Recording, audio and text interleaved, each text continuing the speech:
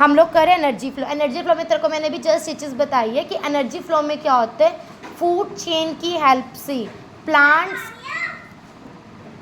Food chain की help से plants के थ्रू आगे जो उनको कंज्यूम करते हैं उनके अंदर भी इनकी एनर्जी पास आउट हो जाती है। फॉर एग्जांपल मैं देखो देती हूँ, हम लोग जैसे कि सब्जियाँ ग्रीन वेजिटेबल्स वगैरह खाते हैं ना, हम लोग बोलते हैं किसी में प्रोटीन्स है, किसी में कार्बोहाइड्रेट्स है, मतलब उनकी जो एनर्जी होती है हमारी बॉडी के अंदर आ जाती है। That is called energy flow. ठीक है, वो कहते हैं जो फ्लो ऑफ एनर्जी होता है इकोसिस्टम के अंदर, उसको हम फॉलोइंग स्टेप्स अंडरस्टैंड कर सकते हैं। The green plants in a terrestrial ecosystem capture about 1% of the energy from sunlight and convert into food. वही बात आ गई, जो प्लांट्स होते हैं अपना खाना किसकी प्रेजेंस में बनाते हैं, सनलाइट की प्रेजेंस में। अगर सनलाइट नहीं होगी तो हम अपना खाना भी प्रिपेयर वो लोग नहीं कर पाएंगे। वो क्या कह रहे हैं, 1% जो सन की एनर्जी होती है प्लांट्स जो होते हैं वो गेन करते हैं अपना फूड प्रिपेयर करने के लिए। नेक्स्ट उसने हमें क्या बोला, जो the green plants eaten by the primary consumers and major amount of energy is lost as heat to the environment, some amount goes into digestion and in doing work and rest goes towards growth and reproduction. वही बात आ गई।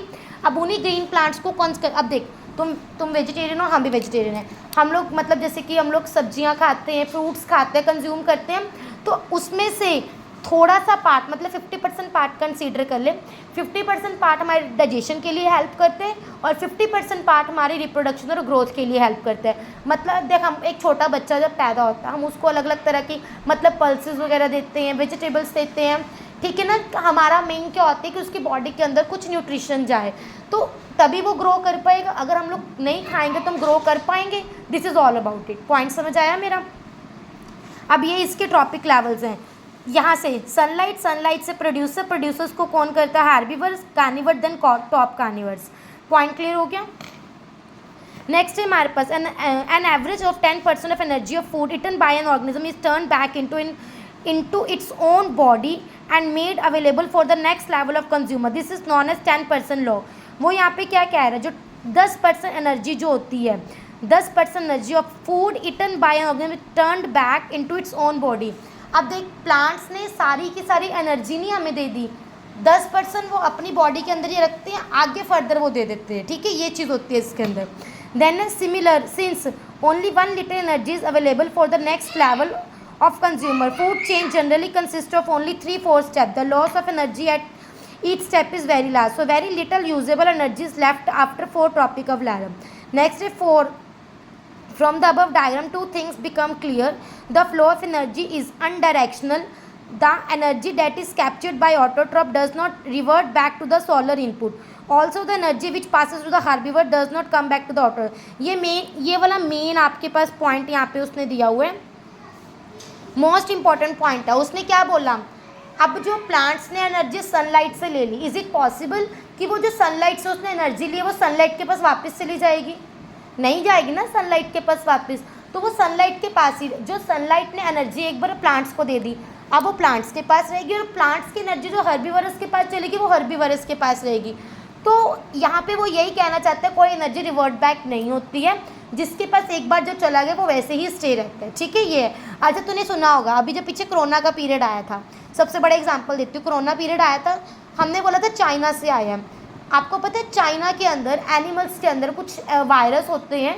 China के लोग क्या करते हैं, उस animals को कई बार वो पकाते भी नहीं है, ऐसे ही वो लोग खा जाते हैं। तो बट ऑब्वियस सी बात है, जो एनिमल्स के अंदर जो प्रॉब्लम्स होंगी, इन्फेक्शन होगी, बट ऑब्वियस सी बात है एनिमल्स में आएगी, ह्यूमन्स में आएगी, हम ह्यूमन्स उनको खाएंगे, ह्यूमन्स के थ्रू वो बाकी सभी लोगों तक पहुंच जाती है। दिस इज़ द रीज़न कि जो कोरोना होता है वो स्प्रेड हुआ था, कि एनिमल्स में वो प्रॉब्लम थी, एनिमल्स को आगे ह्यूमन्स ने खाया, ह्यूमन्स के कारण बाकी पूरे वर्ल्ड के अंदर वो स्प्रेड होगी, ये प्रॉब्लम हुई थी। सो यही चीज़ वो बता रहा है यहाँ पे कि एनर्जी एक पर्सन से अगर दूसरा बंदा उसको कंज्यूम करता है उसके अंदर ट्रांसफ़र हो जाते हैं, सिंपल लैंग्वेज। ठीक है, पॉइंट क्लियर हुआ। The energy available at each tropic level get diminished progressively due to the loss of energy at each level. Whereas energy is transferred from one level to another, some energy always lost to the environment in forms which cannot be used again. वो कहता है कुछ energy जो होती है हमारी available at each tropical level get diminished, जैसे जैसे प्रोग्रेस करोगे कुछ एनर्जी जो होती है आपकी वो ख़त्म होती जाती है। वो कहते हैं whenever energy is transfer from one level to another, some energy is always lost. Simple सी भाषा के अंदर हम लोग जब खाना कुक करते हैं, ज़रूरी नहीं है खाना कुक करने के बाद जो एनर्जी प्लांट्स के अंदर प्रेजेंट थी वो पूरी की पूरी मात्रा के अंदर हमें मिल जाए। हम जब फूड कुक करते हैं ना तो कुछ अमाउंट ऑफ एनर्जी वो अपनी लॉस्ट भी कर देते हैं। हम कहते हैं ना अगर फूड ओवर कुक हो जाए तो वो ख़राब हो जाता है। This is all about it. समझ आई ये चीज़? इसका कोई doubt? Trophic levels, energy flow अच्छे से समझ आया? अब एक एक पॉइंट तेरे को मैं समझा रही हूँ दिवांकर, अब तेरी बिल्कुल गलती नहीं होनी चाहिए इसके अंदर। बायोलॉजिकल मैग्निफिकेशन बायो, इसके अंदर क्या आता है?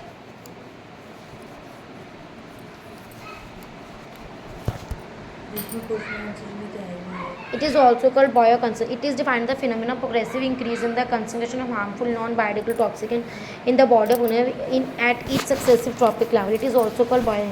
The harmful chemicals and pesticides like DDT etc. sprinkled to a crop. ठीक है, समझाती हूँ। नेक्स्ट है हमारे पास biological magnification and bio magnification. इसका मतलब क्या होता है? It is defined as the phenomenon और progressive increase in the concentration of harmful non-biodegradable toxicants in the bodies of organisms at each successive tropical level. It is called bioconcentration.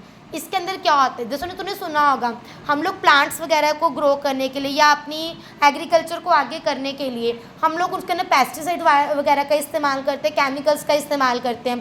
As well as उनको कीड़े वगैरह ना लगे तो हम DDT वगैरह का भी इस्तेमाल करते हैं। एटलीस्ट है तो वो लाइक टॉक्सिक सब्सटेंस है ना, हार्मफुल सब्सटेंस हैं। अब अगर वो प्लांट्स के अंदर जा रहे हैं, बट ऑब्वियस सी बात है प्लांट्स हम लोग खा रहे हैं या हम लोग ग्रीन वेजिटेबल्स खा रहे हैं, वो हमारी बॉडी के अंदर भी जाएंगे। तो वो ये कह रहे हैं नॉन बायोडिग्रेडेबल जो ये टॉक्सिक हार्मफुल सब्सटेंसेस होते हैं, इन चीज़ों के कारण ये हमारी बॉडी में भी आके हमें हार्मफुल करते हैं, हार्म है हमारे लिए, मतलब नुकसान पहुंचाते हैं हमें।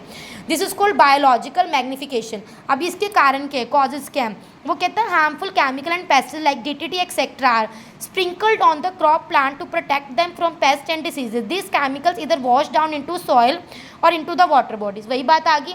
अब जब ये वाले जो पेस्टिसाइड्स वगैरह होते हैं, DDT वगैरह, या तो ये वाटर बॉडीज़ के अंदर मिक्स हो जाता है, मतलब पानी वगैरह नदियों वगैरह के अंदर, या मिट्टी में जाके घुल जाते हैं। अगर ये मिट्टी में भी घुलेंगे तब भी हमारे लिए नुकसानदायक है, क्योंकि मिट्टी से हम लोग ग्रो करते हैं।